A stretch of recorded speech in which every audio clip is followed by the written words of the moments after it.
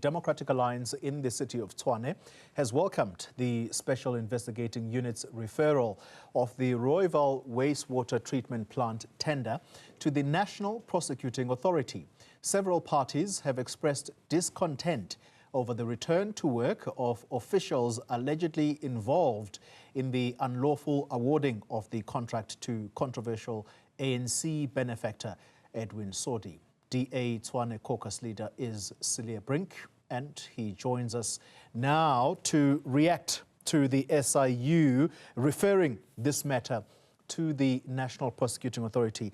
Mr. Brink, good evening to you and thanks for your time. Firstly, these workers that presumably were placed on suspension, their return to work is obviously causing disquiet. Were they suspended under your watch? And if so, how does that make you feel that they have since returned to work? Indeed. Good evening. It's good to talk to you. There was a forensic investigation that implicated these officials in the awarding of the irregular tender for the upgrade of the Rooiwal wastewater treatment plant. It was found that the consortium linked to Edwin Sodi, as you mentioned in your introduction, didn't have the necessary construction industry grading to do the work on the project. It was abandoned.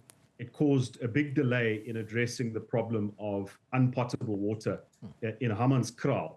And at the end of a disciplinary process, the city manager, Johan Metler, decided that these officials cannot just receive a slap on the wrist. They must be dismissed based on what they had been found guilty of. He took that application to the Labour Court and decided to suspend these officials in the meantime, because you can imagine if the trust between a city manager, city administration, and senior employees has broken down to such an extent, it doesn't make sense to have them at work while you're trying to get rid of them. So there were sound reasons for that Labour Court application. And the strange thing is, shortly before Christmas, this Rooiwal 5 seemed to have obtained some obscure bargaining council decision uplifting their suspension while the matter is before the Labour Court. And so it is deeply upsetting, you know, in the week that the first phase of the Hamanskraal Clean Water Project is finally being launched, the Rooiwal 5 are heading back to work. And what we've said is that that decision by the bargaining council must be taken on review, and these officials should stay suspended until the Labour Court has turned the matter over. And so what's the next step, specifically in reference to the South African Bargaining Council decision to return the Rooiwal 5, as you name them, returning to work? Yeah, so an opposition's role is, if you see something, you've got to say something. Had we not broken the story at the beginning of the week, nobody would have been any the wiser in terms of the public. We've now seen, after we broke the story, that the City of Tshwane has said that they're consulting senior counsel. And I think that means that they have taken our call quite seriously and that they are considering the option of taking this bargaining council decision on review. We'll continue to pile on the pressure to make sure that the right decision is made in this regard. And part of our job is to point out the links between Sodi and the ANC, who is now the party in charge of Tshwane. And so there's a real risk that there might be a push from the other side to make this all go away. So keeping this in the public space. The other thing which I've mentioned in my letter to the city manager is to, one, ask for progress on the SIU referral, and lo and behold, also this week the SIU confirmed that the criminal referrals have been sent to the prosecuting authority. And I've also asked about the progress of another initiative which we undertook, which was to blacklist Blackhead Consulting and the other companies and associates of Edwin Sodi, who had abandoned this project with National Treasury. I will be writing to National Treasury as well, and I hope to obtain clarification as to getting to a point where companies such as this cannot do business with any organ of the state. I'll come back to the blacklisting element in a moment. Politics will obviously come into play here, Mr. Brink. It is not lost on me that the current mayor is in office in part because of the backing of parties, among others, which include the ANC in Tshwane. Are you in any way suggesting that had you not made this noise, these workers would have quietly been allowed back to work, and the current mayor, despite her very clear stance when she took up this position that she is allergic to corruption, are you suggesting that Nasipi would have kept quiet, Dr. Nasipi Moya would have kept quiet about this, knowing full well what these employees are alleged to have done?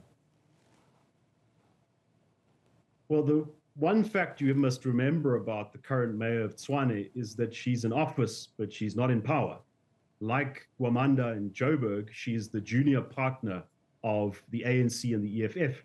And so in politics, it is about power. It's not just about conviction. I knew the mayor, the current mayor, as my deputy mayor for 8 months before Action SA switched its allegiance to the ANC.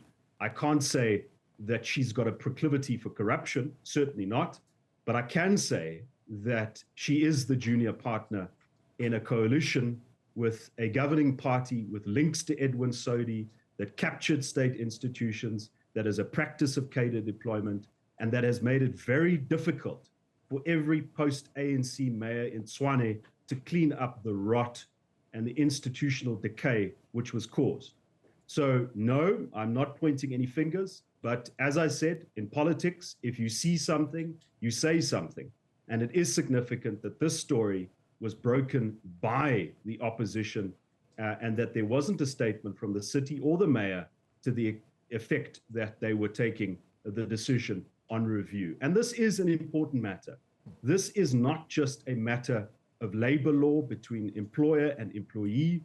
Tshwane has got a history of irregular expenditure. And very often the finger is pointed at political leaders, at mayors. But here's an interesting fact. One of those Rooiwal 5 is the head of supply chain management in the city, the head of tenders. That person has survived in that position despite Glad Africa, despite Moiponi, Payo, several irregular contracts. She has survived the turnover of several mayors and municipal managers.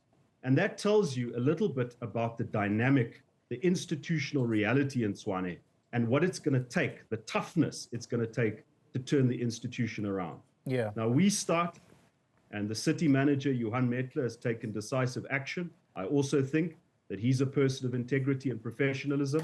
But in opposition, we have to make things known. That is how we play our role, and that's how we pile on the pressure in the right direction. Let's then end the conversation on the blacklisting element. There are those who will say, just as you are intent on piling the pressure on the current leadership of Tshwane, it was incumbent upon your leadership at the time that you were mayor to blacklist Blackhead Consulting, which is the company that got this tender, including the other entities, of course, that it brought into the picture. Why couldn't you do it?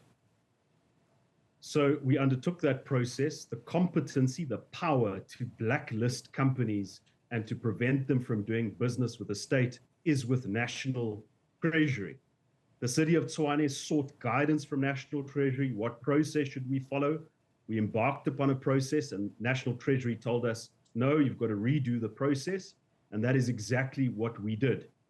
On the very day I was removed as executive mayor of Tshwane, all of those directors and companies had a deadline to tell the City of Tshwane why they shouldn't be blacklisted. A blacklisting committee was then going to sit and make a recommendation to National Treasury. Now, all of this might seem ridiculous. Why do we have to jump through so many hoops? And I said the same thing, but we were determined. We would jump through every single loop in order to get this done. So the crisp answer to your question is, we started it, we were interrupted, but I'm confident that National Treasury, and I am going to speak to the Deputy Minister of Finance about this, will take this matter seriously, and it won't just go away. Interesting choice of a principal there within National Treasury. Why the choice of the Deputy Minister, by the way? There are two deputies. Which one specifically? I'm talking about the one that has the delegations in terms of the Municipal Finance Management Act. You'd know that National Treasury does oversight over the metros, while the provinces do oversight over the local municipalities. So I'm talking about the guy with the delegations on municipalities. Cilliers Brink, thank you very much for your time, the caucus leader of the Democratic Alliance in Tshwane.